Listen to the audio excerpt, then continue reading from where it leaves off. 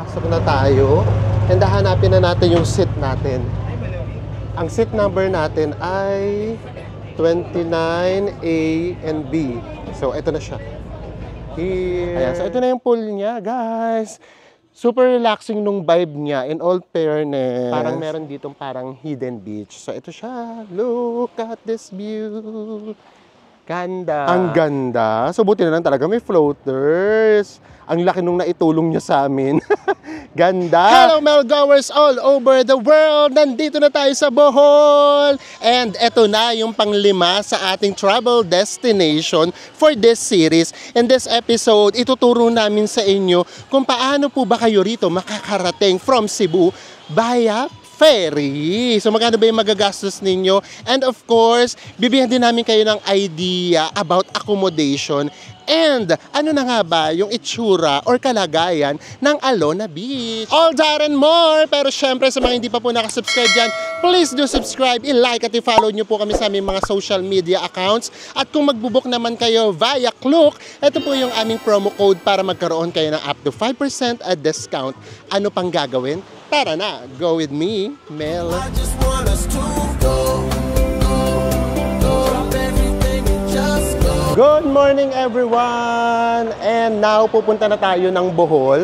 Ayan si Enzo, nagbabayad ng terminal fee. So in this episode, bibigyan namin kayo ng guide kung paano kayo makakarating ng Tagbilaran, Bohol from Cebu City via ferry. So sama lang kayo sa amin. Ito na yung ating panglimang travel destination. Is waiting na lang tayo. Nandito tayo sa may gate 8. So, ganun pala yun. Kailangan nyo munang mag-check-in kahit meron na kayong ticket. And then kapag hindi kayo business class, kailangan yung baggage nyo rin, i-check-in nyo din. So, yung business class na yung pwedeng may dalang hand carry. Tapos dito, sa may pinaka-waiting area, sa may gate natin, makikita nyo merong nagmamassage, tapos merong tumutugtog ng gitara. So, ganun talaga siya. And then, yung itsura niya, actually parang nasa may airport. Airport na medyo mas matao at mas magulo ng kaunti. Oo, kasi maraming tao. Pero, komportable rin naman, and then may aircon. So, yung mga procedure, mamaya na, kapag nandoon na tayo sa may ferry, doon namin isa-isayin sa inyo at kung magkano yung nagastos namin. It's 10:20 and we are finally boarding. Ang alis natin ay 10:40 pa. Pero ngayon, nagbo-board na tayo ng 10:20. And ang nakakatuwa dito, mamaya ipapakita ko sa inyo, na hindi na kayo masyadong lalakad kasi doon na tayo mismo sasakay. Ito yung sinasabi namin sa inyo, eto from boarding gate, eto na kaagad yung ferry. Diba? Dito na siya nakadaong. So wala na masyadong lakaran. Papasok na tayo, guys. Ayan yung tubig, yung dagat, kulay green. At least malinis, in fairness. Tara na, pasok na tayo. And hahanapin na natin yung seat natin. Ang seat number natin ay 29A and B. So, ito na siya. Here. Guys, settled na tayo. Hintayin na lang natin makasakay yung mga pasahero. So, ito nga pala si Enzo. Naku, hindi ka pa bumabati sa mga fans. Hello guys, mayang buntag. Good morning! So, yeah. So, super simple lang papunta ng Bohol or Tagbilaran. So, ang gawin nyo, mag-book na lang kayo via Klook. Kasi kapag hindi kayo nag-book via Klook, nakita nyo naman kanina, una, pipila ka muna. Pangalawa, ang babayaran nyo ay 800 pesos. Samantalang kapag nag-book kayo sa Klook, ang babayaran nyo lang ay 780 pesos. At hindi pa yun, hindi na kayo pipila. At eto yun, eto yung pinaka-good news doon. Meron pa kayong 5% discount. So alam nyo na yung gagawin, di ba? Ito yung aming promo code, gamitin nyo siya para magkaroon kayo na up to 5% discount sa lahat ng activities, kahit ferry at kahit hotels, guys. Kinikilig kami kapag ka-hotels. Charot! Super kilig na kilig. Oo. So, yun. Seriously, yes, mas convenient siya. So, imagine, mas mura na siya. And then, hindi na kayo pipila. Nakita nyo naman yung pila kanina. Ang init pa naman ngayon. So, pagpasok dito, ang babayaran nyo namang terminal fee ay magkano? 25 pesos each, guys. So, ano yun, before kayo pumunta doon sa may scanner na sa may gilid lang yung terminal counter, terminal fee counter. Yes! So, ayan siya. So, we are so excited kasi dito sa may Bohol, pahinga na tayo guys. Kumbaga ano na tayo, after mga pinaggagawa natin, eto na yung magmumuni-muni na tayo, ganyan, enjoy na lang tayo. And then meron kaming something special na gustong i-share sa inyo kapag nandun na tayo sa Bohol. Na actually, hindi pa nga rin namin alam, parang surprise din sa amin. So ayan, magkita-kita tayo kapag nandun na tayo sa may Bohol kasi papakita rin namin sa inyo yung transportation from Tagbilaran Port going to Alona Beach or sa Panglao Island, and then of course yung ating accommodation. See you!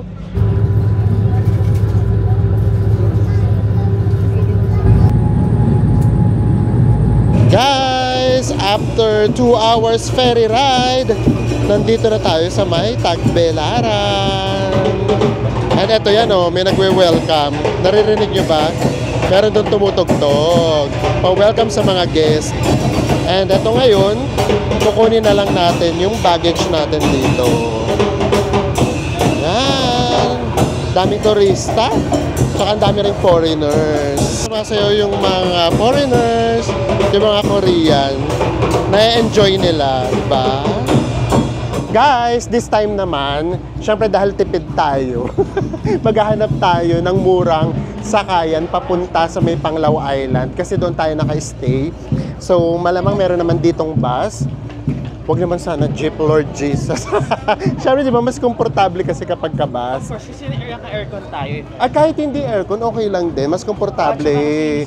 Oo. Lalo na meron tayong mga luggages. Yes. So, actually, pwede rin naman kayo ditong mag-taxi or mag-grab.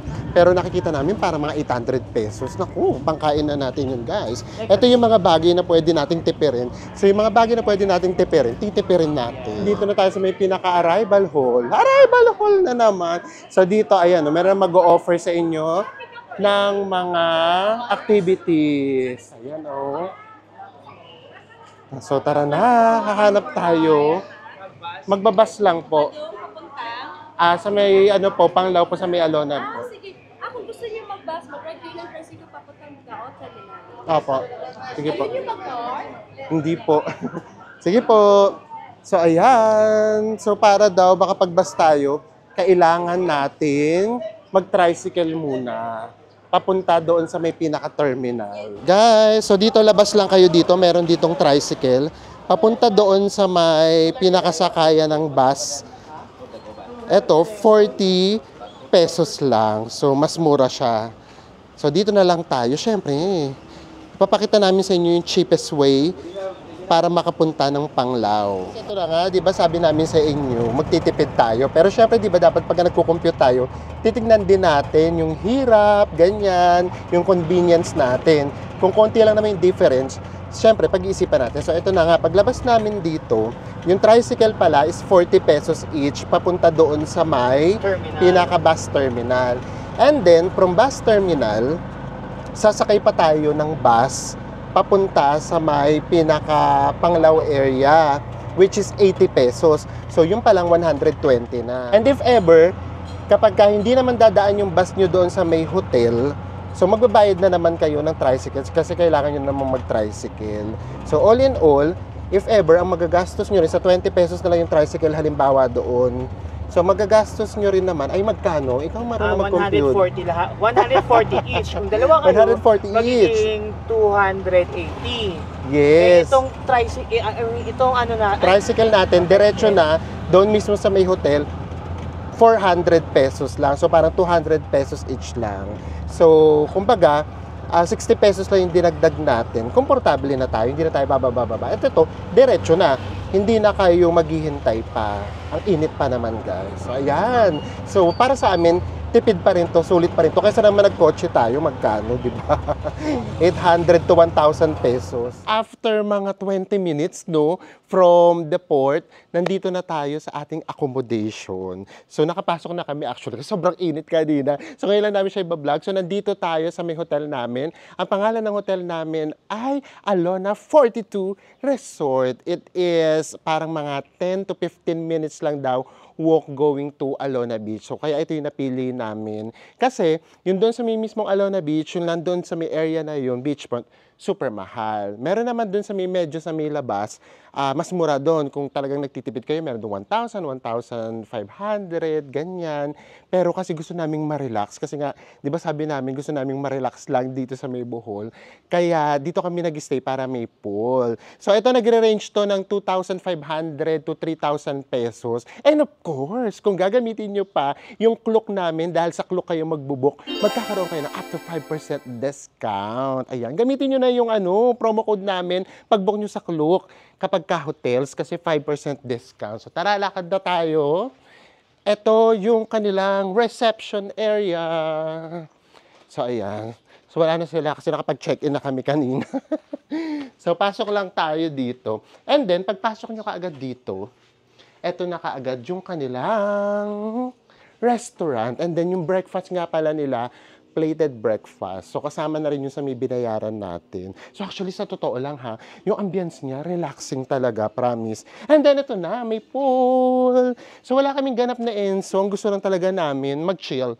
Kaya, for sure, mamaya, lumamig-lamig lang ng kaunti, dito kami mag-chill. Tapos, mamaya, syempre, lalabas tayo, pupunta tayo sa may Alona Beach. Ayan, so ito na yung pool niya, guys. Super relaxing nung vibe niya, in all fairness. Ayan. So, mainit pa. Pasok muna tayo. Iro-room tour agad namin kayo. And then, ang maganda doon, ito na kaagad yung room namin. Oh, ito yung pool. And then, ito na kaagad yung aming room. Welcome to our room. Narinig niyo ba yun sa Enzo na dulas? So, ito yung aming room. So guys, may veranda din siya, So dito rin, masarap din ditong tumambay, di ba? So tara na, pasok na tayo sa room natin. Ang napansin kaagad namin kanina pagbukas namin, ang bango. Ayan. Welcome to our room. Huwag na natin silang i-surprise, ipakita na kaagad natin ng buo. So ayan, ito yung pasensya na dito sa may kalat namin. Sabi nga namin sa inyo, pagdating namin, binabaka agad namin. So meron sila ritong free 2 bottled waters. Ayan. And then ito, king size bed. Ay, okay naman. Pero hindi siya ganun kalambot. Oo nga, hindi siya ganun kalambot. Pero okay naman na. And then may paintings. Actually, tingnan niyo yung baba ng ceiling niya. Pero napaka-komportable niya. In all fairness. Hindi ko maangat yung kamay ko, guys, ha? Ayan. O baka kasi mabash nyo pa ako. Ayan, guys, abot ko lang. Tapos ito naman yung AC. Meron naman ditong AC. And then, ito pa yung bag namin. Ayan. Meron ditong safety deposit box. Tapos may mini fridge here. Tapos ito na yung kanilang toilet. Oh, ang ganda din, Diba? Gusto ko talaga yung ganitong mga bathroom, yung hindi, tawag nito? Hindi hindi bukas. Ano ba yun? Ang gulo ko. Basta ganun yung may pinto, may glass, may harang. Ayoko kasi naglalawa yung pinaka-toilet. Yan ang pangarap ko kahit sa bahay namin. So, ayan. Ay, may tabo pa din, Diba? Very Pinoy. Ay, ibig sabihin, wala yatang bidet. Ay, naku, walang bidet. Ang linis pa naman sana ng toilet. Wala siyang bidet. So, for us, for 2,500 to 3,000 pesos, tapos dalawa kayo, tapos gusto nyo lang magpahinga, feeling ko okay na to. Kasi yung last time na napag-stayan ko dito, ano ba yung pangalan ng hotel na yun? Alona, basta yun na parang 1,000 something din yun, pero hindi ganitong ka-relaxing. And then, nga pala, meron pa ditong TV. So, eto na yung pinaka-room natin. Mamaya, lalakad agad tayo papunta doon sa may Alona Beach para maipakita rin namin sa inyo yung vibe ng Alona Beach. And then, syempre, i-recap namin yung mga nagastos natin from Cebu pa lang going here sa may Bohol. So, magkita-kita po tayo mamaya. Guys, this is it. After 10 minutes na walk, nandito na tayo sa may beach. Pero I don't think ito yung Alona Beach. Parang meron ditong parang hidden beach. So, ito siya. Look at this view. Ganda. So, ito, kailangan mong bumaba. Ayan, Tapos may konti ng mga naliligo, karamihan foreigners. Alam niyo naman yung mga foreigners, di ba? Ganito yung gusto nilang dagat. Yung parang mga hidden ek-ek. So tara, baba tayo, papakita namin sa inyo. Pero ang taas masyado ng steps. Ito siya. Di ba? And ito na yung view ninyo, guys. Look at this view. Ganda, oh. Diba? Ang leet niya lang na beach, oh. Ito yung pinakadulo ng beach. And then, ayan lang, oh, guys, oh. Diyos ko, mga 1-minute walk lang to. Nandito ko na kaagad sa may dulo. Ayun yung pinakadulo ng beach. Ang ganda, oh. And then, makikita nyo kaagad ito. Algae season din yata dito. So, hindi na sa may Boracay, maraming algae. Pero lakad tayo ng kaunti. Ayan, makikita nyo naman kung gaano kalinaw ang tubig. Ang linaw din, no? Tapos, ayan, no? White sand na white sand din talaga siya, guys. Oh. Doon tayo galing. And then, actually dito, papakita namin sa inyo. Ay! Scary! Dito, oh, meron naman ditong daan. Kaya lang, ayoko pang magbasa, guys. Kasi, masakit sa paa kapag may buhangin na. Kaya dito tayo dadaan. May daan dito. Actually, meron naman daan dun sa may sa may pinaka-highway. Siyempre, alam nyo naman kami kung ano yung hindi pinakasikat na way yung ginagawa namin. So, dito tayo. Oh, picture perfect, guys. Oh, look. Ay! Ito na naman si Lampa. Ano ba yan? So, ayan, oh, guys. Oh. Diba? Tara na. Baba tayo. So, pwede na ditong dumaan. And then, dito din. And, paglabas nyo, guys, eto na. Nandito na tayo sa may Alona Beach. Oh, ba? So, ganun lang siya. Ganun lang siyang kalapit. And then, ang maganda nga doon, meron ditong hidden beach. Alam nyo ba na mga 3, 4, 5, hindi na namin alam kung gaano na kami katagal nagpupunta dito sa may Bohol at dito sa may Alona Beach. Hindi ko alam na meron palang hidden beach doon. So now, di ba, natuklasan pa natin. So ito na yung Alona Beach. Ganun din, guys, oh. Ang dami ring algae. This is Alona Beach. Ganda. Di ba? Ito talaga, puting-puti at pinong-pino ang buhangin. So ito na, sa Enzo na ulit ang magpapakita sa inyo ng buhangin. Alam niyo naman yan yung laging ginagawa ni Enzo eh. Oh, ito yung buhangin. Oh, di ba? Pinong-pino talaga yan, guys. So ngayon, lakad pa tayo. Pupunta tayo din sa may pinakaharap naman ng Henan. Tsaka kita kami ng ganito. Ano tawag dito? Floaters. O tara, punta tayo. So, di ba sa may Boracay, kapag kahabagat season ba, or hindi, kahit ano. Habagat season. Oo, merong ganito, kasi para din sa mga mag-island hopping. Ay, oo. Guys, oh, gumagalaw kami, guys. Oh, di ba? Oh. Oh, ay. Parang bata eh, no? In-enjoy talaga yung alon eh. So, diba, nandito tayo sa may floaters. Ayan, o, ito yung mga nag-scuba diving, ganyan. Dito sila sumasakay at bumababa.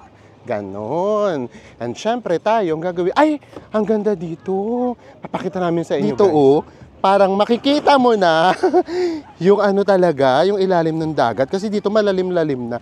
Hawakan mo ako, bes. Ay, papakita ko sa inyo. Ayan, oh. Oh. Diba? Malalim-lalim, oh. Diyos ko. Tumalon yung bata. Ayan, tatalon siya, oh. Olympics! Woo!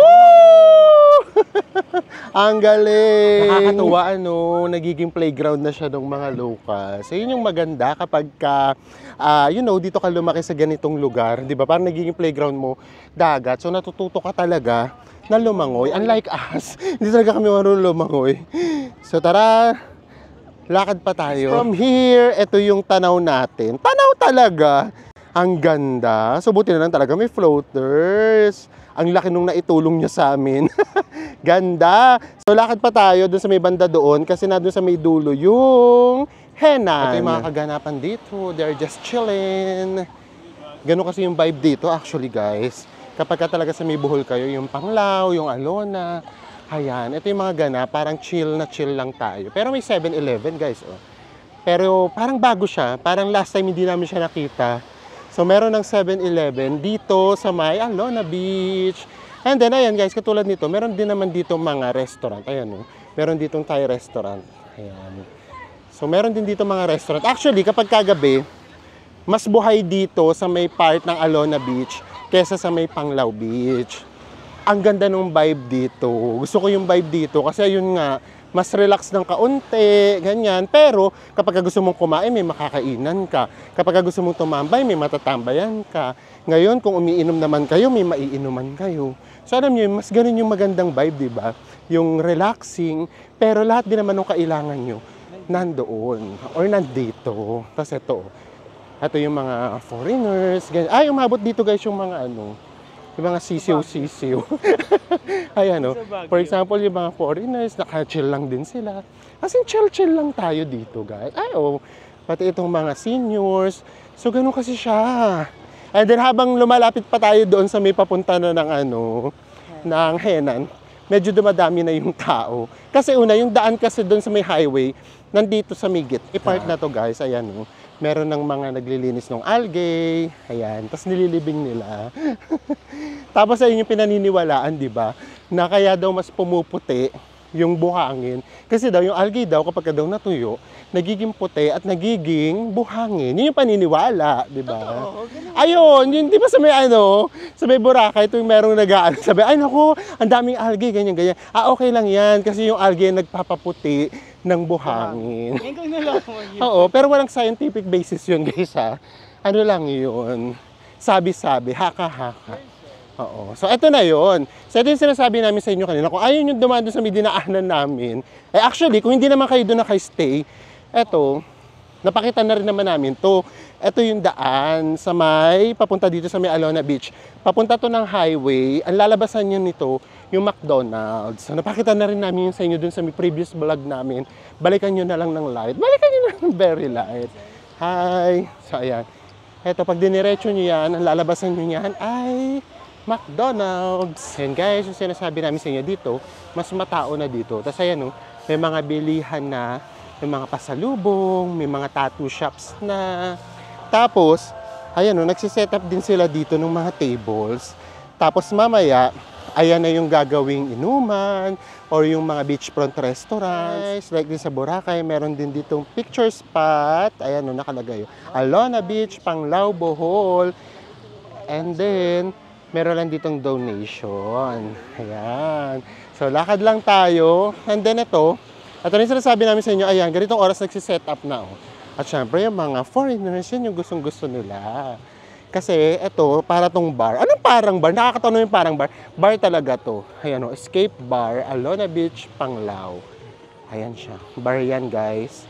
And then, may extension yan dito sa may beachfront. Actually guys, mga 10 minutes lang naman natin siya malakad. Galing tayo doon sa pinakadulong beach. Pero hindi nyo mararamdaman yung layo ng nilalakad nyo kasi ma-amaze kayo sa makikita nyo. Meron kayo makikita ang mga nag-swimming na foreigner, tapos meron ng mga nag-iinuman, tapos may mga bata na nagkakantahan din. Yes. So ito katulad nito, ito yung restaurant na sinasabi namin sa inyo. Diba? Bigla na lang nagkaroon ng beachfront restaurant. At nandito talaga yan sa may beach, ha. Ito yung nawala sa may Boracay. Kasi before, diba, ganun din sa may Boracay. Ayan. At maraming abibi, may mga aso talaga na nasa beach lang din sila, nag-chill. And then of course, guys, meron na din mga nag-o-offer ng mga massages. Massages on the beach. Why not? Ayan makikita nyo, massages on the beach. There. Diba super relaxing? Ayan pa puro yan massages, guys. Na nandito kayo mismo sa may beach. And then, paglagpas nyo dito, eto na kaagad yun. Eto na yung Henan. So, nakapag-stay na rin tayo dyan. Sa mga hindi pa nakakapanood, hanapin nyo na lang dun sa may namin. Sa mga natabo ng video namin, makikita nyo yan. Meron kami dyang room tour. So, eto yan. Eto na yung Henan Alona Beach. Ayan. So, dito tayo sa may beachfront ng Henan Alona Beach. And gantong karami yung tao dito. As in, dito talaga maraming nagsiswimming, ganyan. Kasi mas na-maintain kasi itong lugar na to. Kasi nga, sa Henan to. So, may naglilinis ng mga algae, ganyan, halimbawa. And then, mas marami rin talaga nag-i-stay dito sa may lugar na to. Kasi alam niyo naman, kapag sinabing beaches, Henan talaga, kahit sa may Boracay. So, that's why marami talagang tao dito. Ang ganda rin kasing spot na sunset dito. Pero karamihang naka-stay dito, makikita nyo, foreigners talaga. Koreans, ganyan, westerner, nandito talaga sila. Actually kasi medyo mahal na rin ngayon tong Henan alone. Dati kasi nung nag-stay kasi kami dito, ano pa lang yun, kabubukas pa lang ng tourism, nasa 3,500 pa lang. Ngayon kasi nakikita ko, pinakamura na nito, 8,000, minsan nga may 12,000 pa. And then dito, kung nakita nyo, may picture na ako dyan. Ngayon hindi pwede. Kapag pumunta ka dyan, tatanungin ka nung guard. Room number, sir. Oo, gano'n na talaga siya. So yeah, ito yung kaganapan dito sa may Alona Beach. Pick up na tayo from Cebu, going to Bohol. Pwede kayong mag-ferry. Yung ferry nyo is fast craft. Yun yung Ocean Jet. Kung ako sa inyo, i-book nyo na lang siya via Klook. Kasi una, mas mura siya, 780 lang. Pangalawa, hindi na kayo pipila. Nakita nyo naman yung pila kanina, di ba?